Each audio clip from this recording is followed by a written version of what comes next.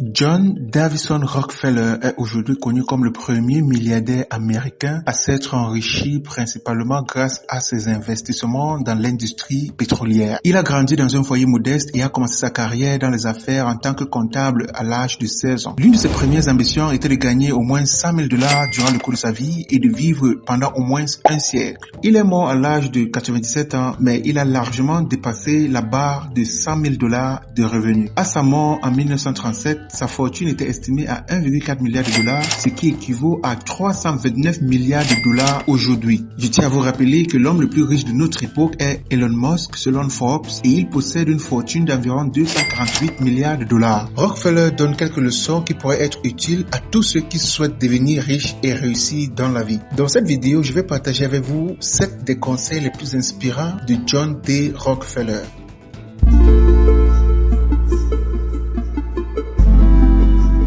Bonjour et bienvenue sur ma chaîne, moi c'est Landry Yenguer. Et si vous êtes intéressé par le développement personnel, l'éducation financière et la lecture, alors abonnez-vous maintenant afin que nous puissions apprendre et grandir ensemble. La chose la plus importante pour un jeune homme est de se faire une bonne réputation. Peu importe votre domaine d'activité, que ce soit dans les affaires, l'entrepreneuriat, les sciences, la politique ou dans les études, vous avez besoin que les gens consacrent leurs ressources et leur temps à votre cause. Votre réputation est la seule chose qui déterminera si vous obtiendrez ou non suffisamment de personnes pour soutenir votre vision. Considérez votre vie comme un produit et envisagez de créer une marque forte pour votre personnalité. Monsieur Rockefeller a toujours veillé à respecter ses obligations, même si cela l'obligeait à faire des choix difficiles. Sa capacité à payer ses dettes et à tenir sa parole l'a non seulement aidé à gagner la confiance de ses créanciers, mais aussi à obtenir des financements supplémentaires à l'avenir, car les banquiers et les investisseurs étaient plus que disposés à travailler avec lui. Cela lui a permis de continuer à développer son entreprise et d'atteindre ses objectifs pour finalement devenir l'une des personnes les plus riches de l'histoire. Robert Greene, l'auteur du livre Power, a dit ceci: ne laissez pas votre réputation à l'œuvre du hasard. C'est l'œuvre d'art de votre vie et vous devez la façonner, la raffiner et l'exposer avec le soin d'un artiste.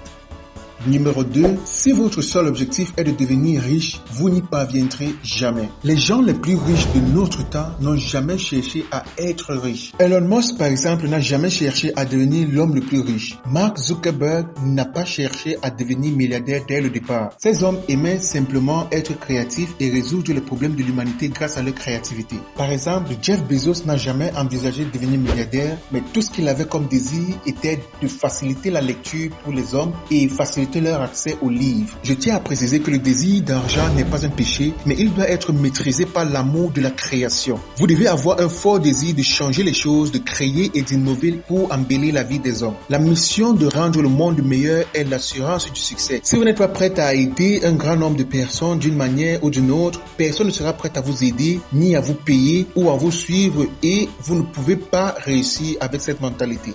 Numéro 3, si vous voulez réussir, vous devez emprunter de nouvelles voies plutôt que de suivre le chemin emprunté par tout le monde. Plusieurs personnes tout au long de leur enfance recevaient toujours ces mêmes conseils. Va à l'école, obtiens de bonnes notes, finis avec mention et tu auras un bon emploi bien rémunéré avec beaucoup d'avantages. Là, c'est la voie que beaucoup de personnes suivent et qui est communément acceptée. Mais la vérité, c'est que pour faire la différence dans la vie, vous devez choisir d'emprunter de nouvelles voies plutôt que de suivre ce que tout le monde accepte. Par exemple, devenir entrepreneur est quelque chose qui ne s'apprend pas à l'école. Créer une start-up et apprendre à gérer les difficultés qui vont venir quotidiennement ne s'apprend pas à l'école. Alors pour pouvoir réussir, il est important de vous aventurer dans un chemin ou selon une voie que beaucoup de personnes ne sont pas prêtes à emprunter. Albert Einstein a dit un jour que la folie consiste à faire la même chose encore et s'attendre à avoir des résultats différents. Si vous voulez réussir dans la vie, vous devez faire quelque chose de différent de ce que tout le monde fait. La folie, c'est de faire ce que tout le monde est en train de faire et s'attendre à être différent ou à être distingué. C'est impossible.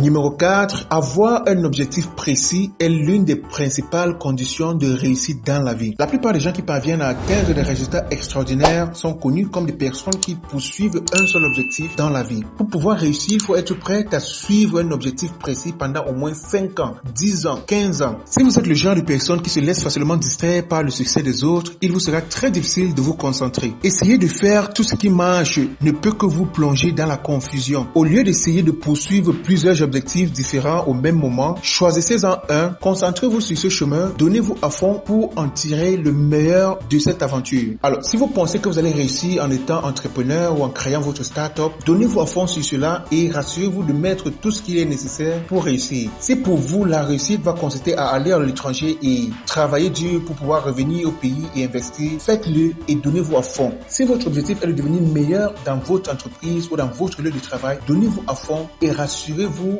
que cela soit votre objectif chaque jour. Alors pour y parvenir, vous aurez besoin d'une autre compétence très importante que nous allons voir dans le point suivant. Numéro 5, l'une des qualités indispensables au succès, c'est la persévérance. La persévérance est la capacité de rester focalisé sur un seul objectif pendant longtemps. Elle vous permet de surmonter presque tout, même la nature. Winston Churchill a dit un jour que si vous traversez des moments difficiles, continuez et persévérez. La vie est dure et il n'y a rien que vous puissiez faire. Ceux qui gagnent la guerre de la vie sont ceux qui ne cherchent pas d'excuses et ne se plaignent pas de leur situation. Sachez que vous n'êtes pas seul. Tout le monde a des souffrances à endurer. Tout le monde a des difficultés qu'il traverse. Il faut continuer à avancer jusqu'à votre paradis. Aucun chemin n'est facile. Alors, si vous devez réussir, vous devez déjà vous mettre en tête que vous allez faire face à des difficultés. Et la persévérance va consister tout simplement à avoir cette mentalité de surmonter des difficultés qui vont venir et non d'abandonner à la moindre difficulté ou au moindre obstacle. Numéro 6, n'ayez pas peur d'abandonner le bon pour aller vers le meilleur. Selon Rockefeller, les mauvaises choses ne sont pas le problème du monde parce que tout le monde se bat contre le mal. Les bonnes choses sont le problème numéro 1 de l'humanité parce qu'elles nous apportent le contentement. Vous vous dites, après tout, c'est ce que tout le monde a. Ou alors, après tout, c'est mieux que ce que mes amis ont. Vous voyez, c'est cette mentalité qui vous pousse à vous contenter de ce qui est bon. Pourtant, vous avez la possibilité d'obtenir ce qui est même meilleur. Souvent, au cours de notre vie, la véritable tentation ne sera pas la mauvaise chose, mais la bonne chose qui semble normale et qui semble acceptée par tout le monde. Alors, pour pouvoir faire une différence dans la vie, vous devez être prêt à dire non à ce qui est bon pour dire oui à ce qui est meilleur. Par exemple, avoir un très bon emploi bien rémunéré, c'est bon, mais pour pouvoir parvenir à ce point où vous générez de l'argent et vous êtes libre en termes de temps, il va falloir créer des emplois ou avoir une entreprise à vous qui ne dépend pas de votre présence.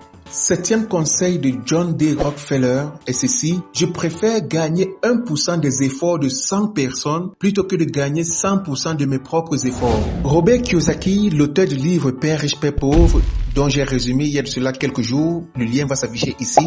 Il a déclaré que la principale cause de la pauvreté des gens est leur volonté de travailler pour un autre homme durant toute leur vie. Il n'y a aucun homme riche qui ne sache pas utiliser les ressources, le temps, les idées et les efforts d'autres personnes. Cessez d'être fier de votre capacité à faire avancer les choses de vous-même et par vous seul. Commencez à chercher comment vous pouvez amener les autres à faire pour vous ce que vous voudriez faire pour vous-même. Commencez à voir comment collaborer avec d'autres personnes pour pouvoir produire des résultats bien meilleurs que vos résultats personnels. Il vaut mieux gagner 1% des efforts de 100 personnes que de gagner 100% de ses propres efforts. Travaillez moins, utilisez l'effet de levier en vous servant des efforts et du temps d'autres personnes. Selon John D. Rockefeller, il est plus facile d'obtenir des meilleurs résultats si vous vous associez avec d'autres personnes pour pouvoir partager les idées, partager les efforts, partager les ressources, partager les connaissances et pour produire des résultats bien meilleurs.